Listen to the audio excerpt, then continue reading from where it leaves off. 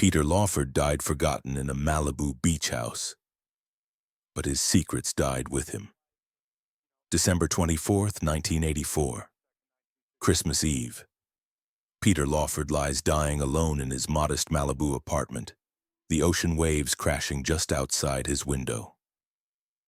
The man who once partied with presidents and movie stars now faces his final hours with only the ghost of his former glory for company. On his nightstand sits a faded photograph, the Rat Pack in their prime. 5 men who owned the world or thought they did. I lived a glamorous life, but I never found peace. This is Peter Lawford, the English gentleman who became America's most dangerous secret keeper. The man who bridged Hollywood and the White House, who knew where all the bodies were buried, who carried the weight of unspoken truths about Marilyn Monroe, the Kennedys, and the dark side of Camelot. He was the Rat Pack's conscience and their curse, the brother-in-law who knew too much and said too little. When news of Peter's death reaches the entertainment world, the response is muted, almost apologetic. No state funeral, no star-studded memorial, just a quiet cremation and scattered ashes, as if Hollywood itself wanted to forget the man who knew its most dangerous secrets. Frank Sinatra, his former best friend and bitter enemy, doesn't attend. The Kennedys send flowers but no family members. Even in death, Peter Lawford remains what he had been in life. The man everyone used but no one claimed. How does someone who had everything, fame, fortune, presidential connections, end up dying alone on Christmas Eve? Was this simply the price of living too close to power, or were there darker forces at work, the inevitable fate of those who know too much about America's most guarded secrets? But to understand how Peter Lawford became Hollywood's most dangerous secret keeper, we must first understand how an English boy became an American tragedy. London, 1923. 19. Peter Sidney. Ernest Lawford was born into privilege and pretense, the son of a British Army general and a social climbing mother who saw her beautiful boy as her ticket to respectability. Even as a child, Peter possessed an otherworldly handsomeness, sharp features, piercing blue eyes, and a smile that could charm royalty. His mother, May, stage-managed his childhood like a military campaign, grooming him for greatness while slowly poisoning his capacity for genuine human connection. The Lawford household was one of rigid formality and emotional distance. General Lawford ruled with military precision, while May orchestrated elaborate social gatherings designed to showcase their son's exceptional beauty and breeding. Peter learned early that his value lay not in who he was, but in how he appeared to others. He became a master of surface charm, a skill that would serve him well in Hollywood and destroy him in life. At 14, a freak accident changed everything. Accident. Peter was playing with what he thought was an unloaded gun when it discharged, shattering his right hand and ending any dreams of following his father into military service. The injury was devastating both physically and psychologically. The golden boy was suddenly imperfect, damaged goods in a family that prized appearances above all else. But perhaps this tragedy planted the seeds of his future success. Unable to pursue traditional masculine pursuits, Peter threw himself into acting and performance, discovering that he could use his charm and devastating good looks to make people forget his damaged hand. He learned to hide his imperfections so skillfully that most people never noticed it, a metaphor for his entire life, where surface perfection masked deeper wounds. The family's move to America in the late 1930s was presented as an adventure, but insiders knew better. General Lawford's military career had stalled, and May saw Hollywood as their chance for reinvention. For Peter, 16 and strikingly handsome, California represented freedom from his family's suffocating expectations and a chance to become someone entirely new. Could this early experience of hiding his imperfection have shaped Peter's lifelong ability to keep secrets? Was he already learning that survival meant showing the world only what it wanted to see? Hollywood discovered Peter Lawford the way it discovered most of its golden boys, by accident. In 1942, a 19-year-old Peter was sunbathing on Santa Monica Beach when a talent scout spotted him and immediately saw star potential. Within weeks, he was signed to MGM, thrust into the studio system's glamour machine, and transformed from English gentleman into American heartthrob. But Peter's ascent to stardom was neither quick nor easy. The studio system of the 1940s was brutal, designed to create perfect products rather than nurture artistic talent. Peter endured years of small roles, publicity dates with starlets, and carefully orchestrated photo shoots that sold the fantasy of Hollywood glamour while revealing nothing of the person beneath. His breakthrough came with small but memorable roles in films like Good News and Easter Parade, where his natural charm and sophisticated demeanor set him apart from the typical American leading men. Directors loved his ability to project effortless elegance, while audiences responded to his slightly foreign mystique. Peter had found his niche, the suave, sophisticated man who could move between worlds with equal ease. But even as his career flourished, Peter struggled with the hollowness of his manufactured fame. In private letters to his few close friends, he wrote, "Hollywood is a party where you're invited today and forgotten tomorrow. I smile and wave, but I feel like I'm watching someone else's life." The charm that made him famous was becoming a prison, separating him from authentic connection and trapping him in a performance that never ended. By the early 1950s, Peter had established himself as a reliable leading man, handsome and competent, if not particularly memorable. He was the kind of actor who elevated every film he appeared in without ever dominating it. A supporting player in his own life, a role he would repeat in far more dangerous contexts. His personal life during this period was a carefully curated series of relationships with appropriate starlets, none of them serious enough to threaten his eligibility as Hollywood's most desirable bachelor.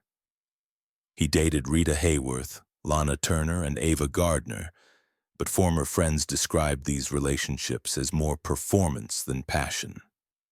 Peter seemed incapable of dropping his guard enough to form genuine romantic connections. The 1950s Hollywood social scene was where Peter truly found his calling.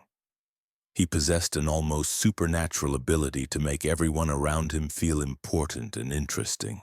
His Beverly Hills parties became legendary, not for their excess but for their sophistication. Peter had the gift of creating an atmosphere where movie stars, politicians, and socialites could mingle as equals, united by their proximity to glamour and power. It was at one of these parties that Peter first encountered the Kennedy family, setting in motion the events that would define and ultimately destroy the rest of his life. Was his talent for entertaining and his gift for discretion simply natural charm, or was he already being positioned as Hollywood's most valuable secret keeper? The night that changed everything happened at a small dinner party in Beverly Hills in early 1954. Patricia Kennedy, sister of the rising political star John F. Kennedy, was visiting Hollywood with friends when she met Peter Lawford. The attraction was immediate and mutual. She was drawn to his sophisticated charm and movie star glamour, while he was fascinated by her intelligence, political connections, and the Kennedy family's aura of power and purpose. Their courtship was a media sensation, the perfect fusion of Hollywood glamour and American political royalty. Patricia brought Peter into the Kennedy orbit, where his charm and entertainment industry connections made him invaluable to a family obsessed with image and influence. For the first time in his life, Peter felt he belonged to something larger than himself, a dynasty that was reshaping American politics and culture. The wedding in September 1954 was the social event of the year, a perfect photo opportunity that symbolized the growing alliance between entertainment and politics. Peter looked magnificent in his morning coat, Patricia radiant in her Kennedy confidence. But those who knew them well noticed that even on his wedding day, Peter seemed to be performing rather than living the moment. Marriage to Patricia gave Peter something he had never possessed: real power and influence. And he became the Kennedy family's ambassador to Hollywood, using his connections to organize fundraisers, manage celebrity endorsements, and ensure that the family's image remained pristine in the entertainment media. The Kennedys, in turn, elevated Peter's status far beyond what his acting career alone could have achieved. But the price of entry into the Kennedy family was steep. Peter had to suppress his English sophistication and adapt to their aggressive, competitive dynamic. He learned to play touch football despite his injured hand, to sail despite his fear of water, to debate politics despite his preference for more refined conversation. Most importantly, he learned the Kennedy family's most crucial skill: the ability to keep secrets. The Kennedys were masters of compartmentalization, able to maintain pristine public images while conducting complex private lives filled with affairs, deals, and compromises. Peter, with his natural charm and discretion, became the perfect keeper of these secrets. He organized private parties where politicians and movie stars could meet away from public scrutiny. He arranged alibis and cover stories. He became the man who made inconvenient problems disappear. His role in John F. Kennedy's political rise was far more significant than most people realized. Peter used his Hollywood connections to organize star-studded fundraisers that brought glamour and money to JFK's campaigns. He helped create the image of Kennedy as a young, modern politician who represented a break from the stuffy traditions of American politics. But Peter's most important service to the Kennedy family was his ability to manage their relationships with women. Jack Kennedy's legendary appetites were an open secret in Washington and Hollywood, and Peter became the family's unofficial crisis manager, ensuring that potentially damaging relationships remained private. This was how Peter first became involved with Marilyn Monroe, arranging discreet meetings between the actress and the president. What began as a simple favor would eventually become the most dangerous secret of his life, linking him forever to one of America's greatest unsolved mysteries. Did Peter understand the danger he was walking into? Or was he simply a man who had found his purpose as the keeper of other people's secrets? By 1960, Peter Lawford had achieved something remarkable. He had become simultaneously one of Hollywood's most visible stars and one of America's most trusted secret keepers. His membership in the Rat Pack had made him a global celebrity, while his Kennedy connections had given him unprecedented access to political power. He was living the American dream, but the dream was slowly becoming a nightmare. The Rat Pack, Frank Sinatra, Dean Martin, Sammy Davis Jr., Joey Bishop, and Peter, represented the epitome of American cool. They were talented, successful, and seemingly untouchable, a group of friends who could sell out Vegas casinos, dominate movie screens, and party with presidents. Peter was the group's sophisticated edge, the English gentleman who gave their rough American charm a touch of class. But beneath the surface glamour, the Rat Pack was a complex web of egos, insecurities, and hidden resentments. Frank Sinatra, the group's undisputed leader, demanded absolute loyalty while giving little in return. Dean Martin used alcohol to maintain emotional distance from everyone, including his closest friends. Sammy Davis Jr. struggled with the racial tensions that his success couldn't entirely overcome. Joey Bishop played the role of court jester while harboring deeper ambitions. Peter's role in this dynamic was unique and precarious. He was the outsider who had been accepted, the connection to respectability and power that the others needed but also resented. His Kennedy connections made him valuable, but they also made him different, potentially dangerous to men who valued loyalty above all else. The group's legendary performances in Las Vegas represented the height of American entertainment, but they also revealed the underlying tensions. Peter was always slightly apart from the others, more controlled, more careful with his words. While Frank, Dean, and the others seemed to lose themselves in the performance, Peter remained watchful, aware that everything he said and did was being observed and recorded. His work during this period extended far beyond entertainment.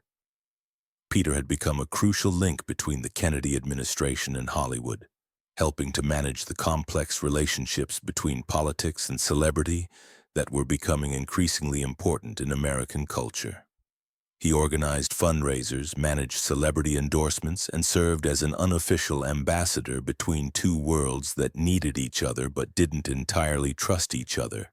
The 1960 presidential election represented the peak of Peter's influence and the beginning of his downfall. His connections were crucial to Kennedy's narrow victory, bringing Hollywood glamour and money to a campaign that needed both. The election night party at Peter's Beverly Hills home was a celebration of more than just political victory. It was the triumph of a new kind of American power that fused entertainment, politics, and celebrity into something unprecedented. But with great power came great danger. Peter was now privy to secrets that could destroy presidencies and topple governments. He knew about Jack Kennedy's affairs, about the family's connections to organized crime, about the deals and compromises that kept the administration running. Most dangerously, he knew about Marilyn Monroe. The president's relationship with Marilyn Monroe was one of the worst-kept secrets in Washington and Hollywood. Peter had facilitated their meetings, provided cover stories, and helped manage the complex logistics of a relationship that could have destroyed Kennedy's presidency if it became public. As the affair intensified, Peter found himself at the center of an increasingly dangerous situation. Marilyn was unpredictable, emotionally unstable, and potentially willing to go public with her relationship with the president. She had grown dependent on Peter as her link to the Kennedy family, calling him at all hours, seeking reassurance and validation that he was increasingly unable to provide. Peter became the keeper of secrets that were becoming too dangerous to keep. The pressure was enormous and constant. Peter had to maintain his public image as a carefree entertainer while managing relationships and secrets that could change the course of American history. He began drinking more heavily, relying on alcohol to numb the stress and anxiety that came with his impossible position. Behind all that glamour and power, was Peter Lawford already becoming a prisoner of the secrets he kept? August 4th, 1962. The night that would haunt Peter Lawford for the rest of his life.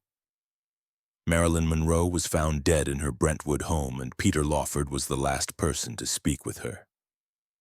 The phone call that ended Marilyn's life and destroyed Peter's peace of mind lasted only minutes, but its implications would reverberate for decades. The events of that evening have been scrutinized, analyzed, and mythologized countless times, but Peter's role remains one of the most controversial aspects of the case. According to his own later testimony, Marilyn called him around 7:30 p.m., sounding drugged and disoriented. She spoke about feeling abandoned by the Kennedy family, about her despair over her failed relationships and fading career. "Peter," she said, her voice thick and slurred, "say goodbye to Jack for me.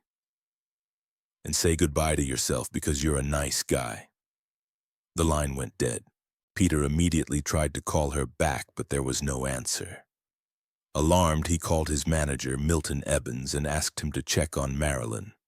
But Evans, concerned about potential scandal, advised against any direct involvement. Instead, they waited, hoping that Marilyn would call back or that someone else would check on her. Hours passed. Peter paced his Beverly Hills home, torn between his concern for Marilyn and his awareness of the potential consequences if he became involved in a scandal. His Kennedy connections made him radioactive. Any association with Marilyn's problems could destroy not just his career, but potentially damage the presidency itself. The decision to do nothing haunted Peter for the rest of his life. Later, he would confess to friends, "I should have gone to her. I should have saved her." But I was a coward, and I chose my own survival over hers. The guilt consumed him, eating away at his carefully constructed facade and revealing the moral emptiness beneath his charm. When Marilyn's body was discovered the next morning, Peter became an immediate person of interest. The police questioned him extensively, but his answers were carefully rehearsed and legally protected. He admitted to the phone call, but claimed ignorance about its significance. He expressed shock and sorrow, but revealed nothing about Marilyn's relationships with the Kennedy family. The investigation into Marilyn's death was quickly closed, ruled a probable suicide by barbiturate overdose. But rumors persisted, fed by the inconsistencies in the official story and the obvious efforts to suppress certain information. Peter's name was forever linked to these conspiracy theories, making him both a valuable witness and a dangerous liability. The Kennedy family's response to the crisis was swift and ruthless. Peter was immediately distanced from the family's inner circle, his access to information severely restricted. While they couldn't completely cut him off, he was still married to Patricia. They made it clear that his usefulness had been compromised by his association with Marilyn's death. Frank Sinatra's reaction was even more devastating. Sinatra had been planning to host President Kennedy at his Palm Springs compound when the administration suddenly changed plans, choosing to stay at Bing Crosby's house instead. The snub was directly related to Sinatra's alleged mob connections, but Frank blamed Peter for failing to prevent it. Their friendship, which had survived countless disagreements and tensions, was destroyed overnight. Peter will die lonely, Sinatra predicted with characteristic venom. It was a curse that would prove prophetic. The Rat Pack essentially disbanded after the Marilyn Monroe scandal. The easy camaraderie that had made them legendary was gone, replaced by suspicion and resentment. Peter found himself increasingly isolated, no longer fully trusted by the Kennedys, but still too dangerous to completely abandon. His acting career began to suffer as well. The charm and sophistication that had made him valuable now seemed tainted by association with scandal and death. Directors who had once competed for his services now avoided him, afraid of the potential controversy his presence might bring to their projects. Peter began drinking more heavily, using alcohol to numb the guilt and anxiety that consumed him. The man who had once been the epitome of sophisticated self-control was slowly coming apart, his carefully constructed persona cracking under the weight of secrets too dangerous to reveal and too painful to bear in silence. Did this tragic night mark the beginning of Peter's downfall, or was it simply the moment when the impossibility of his position became clear to everyone watching? The assassination of President Kennedy on November 22, 1963, shattered Peter Lawford's world completely. In a single moment, he lost not just a brother-in-law, but his primary source of power and protection. The new Johnson administration had no use for Kennedy loyalists, especially one as compromised as Peter. He was suddenly expendable, a man who knew too much about a dead president and too little about staying relevant in the new political landscape. Patricia Kennedy Lawford's response to her brother's death revealed the true nature of Peter's position within the family. While she grieved publicly and powerfully, she also began the process of separating herself from her husband. Peter's association with scandal, particularly the Marilyn Monroe affair, made him a liability to the Kennedy legacy that Patricia was determined to protect. The dissolution of their marriage was a slow, painful process that played out over several years. Patricia had the full support of the Kennedy family, who provided her with legal and financial resources that Peter couldn't match. She also had something more valuable: the moral authority of the grieving widow's sister, fighting to preserve her brother's memory against the taint of Hollywood scandal. Peter's isolation became complete during this period. The Kennedy family, once his source of power and identity, now treated him as a dangerous outsider who knew too much about their secrets. His former Rat Pack friends had their own problems and careers to worry about. Even his agent and publicist began distancing themselves from a client who was becoming more liability than asset. The divorce proceedings revealed the extent to which Peter had been financially dependent on his Kennedy connections. Without access to the family's resources and influence, he struggled to maintain the lifestyle that had defined his identity. The Beverly Hills mansion had to be sold, the staff dismissed, the elaborate entertaining curtailed.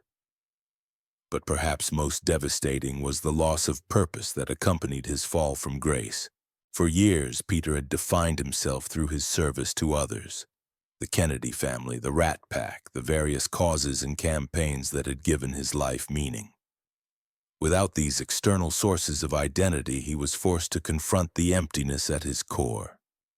His attempts to rebuild his career during the mid-1960s were largely unsuccessful.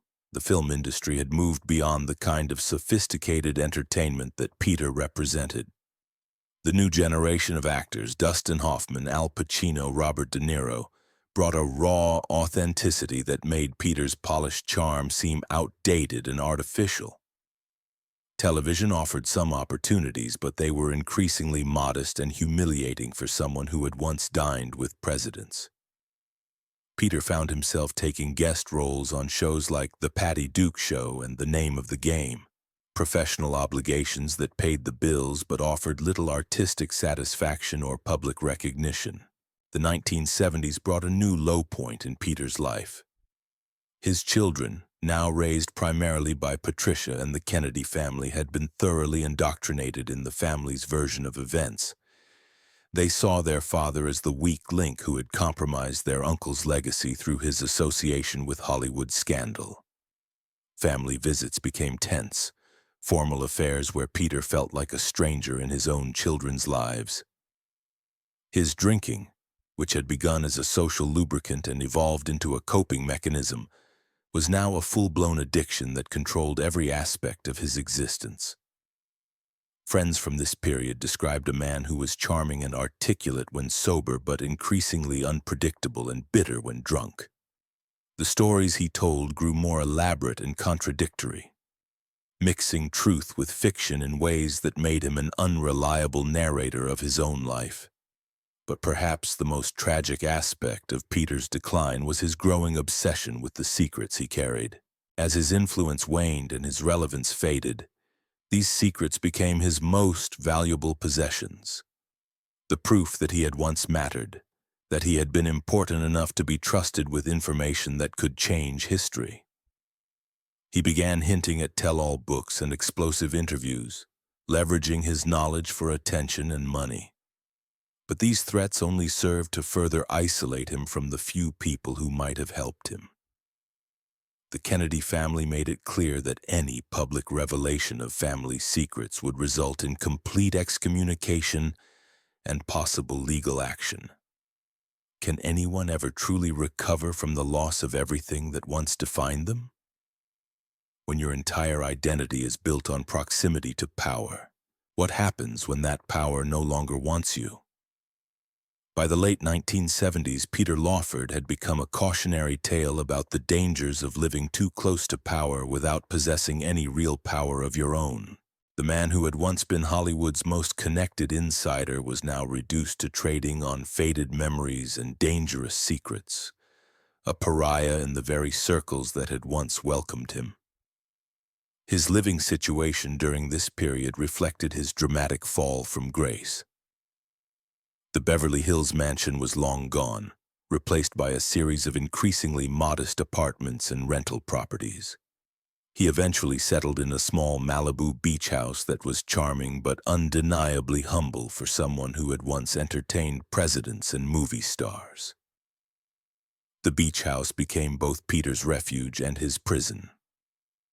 It was there that he would spend his final years looking out at the Pacific Ocean and reflecting on the choices that had brought him to this isolated existence. Neighbors described him as polite, but distant, a man who seemed to be carrying invisible burdens that grew heavier with each passing year. His few remaining friendships were maintained primarily through telephone calls and occasional lunch meetings at restaurants, where he was unlikely to encounter anyone from his former life. These conversations often centered on his memories of the Rat Pack days and his continuing resentment toward Frank Sinatra, whose rejection had wounded him more deeply than any professional setback. The relationship with his children remained strained and complicated. They had grown up as Kennedy's first and Lawford's second, raised to view their father's Hollywood connections as embarrassing relics of a less sophisticated past. When they visited, which was rare, the conversations were stilted and formal, marked by long silences and careful avoidance of sensitive topics. Peter's health began to deteriorate significantly during the early 1980s. Years of heavy drinking had damaged his liver and weakened his immune system, while the stress of his isolated existence had taken a toll on his mental and emotional well-being. He developed a tremor in his hands that made simple tasks difficult and served as a constant reminder of his physical decline. But perhaps most tragically, his memory began to fail him during his final years. The man who had once been prized for his discretion and his ability to keep secrets straight was now struggling to distinguish between what had actually happened and what he had imagined or embellished over the years. His stories became increasingly unreliable, mixing truth with fiction in ways that made him an even less credible witness to the events that had defined his life. The few journalists and authors who approached him during this period found a man who was eager to talk but unable to provide the kind of definitive answers they were seeking. His accounts of the Marilyn Monroe affair, the Kennedy family secrets, and the Rat Pack dynamics were compelling but contradictory, filled with gaps and inconsistencies that made them impossible to verify. This unreliability only added to Peter's sense of insignificance and failure. The secrets that had once made him valuable were now dismissed as the fantasies of a bitter alcoholic seeking attention and relevance. Even his potential as a historical witness was compromised by his deteriorating credibility. Christmas Eve, 1984. Peter Lawford's final day began like most others during his last years, with a sense of profound loneliness that no amount of alcohol could completely numb. He had no visitors expected, no family celebrations to attend, no friends dropping by for holiday cheer. The man who had once been at the center of America's most glamorous social circles was spending his last Christmas entirely alone. The irony was not lost on him. Christmas had always been his favorite holiday during his years with the Kennedy family, a time when their vast extended network would gather for elaborate celebrations that lasted for days. Now he was facing the holiday with only his memories for company, looking out at the ocean and wondering how his life had taken such a dramatic turn. His last phone call was to his ex-wife Patricia, an attempt to reach out to the children who had become strangers to him. But Patricia's response was cold and formal, a reminder that he was no longer welcome in the family that had once defined his existence. The conversation lasted only minutes before she politely but firmly ended the call. That evening, Peter suffered a massive heart attack while alone in his Malibu beach house. He died before medical help could arrive, found the next morning by a neighbor who had noticed that his newspapers were piling up. There were no final words, no deathbed confessions, no dramatic revelations. Peter Lawford simply ceased to exist, taking his secrets with him into silence. The response to his death was muted and carefully managed. The Kennedy family issued a brief statement expressing their sorrow but making no mention of Peter's contributions to the family's success or his years of loyal service. Frank Sinatra, despite their bitter estrangement, might have been expected to offer some gesture of reconciliation, but he maintained his silence. The funeral was a small, private affair attended primarily by industry professionals who remembered Peter's better days. His children were present but distant, fulfilling their obligation to appear without displaying any genuine grief.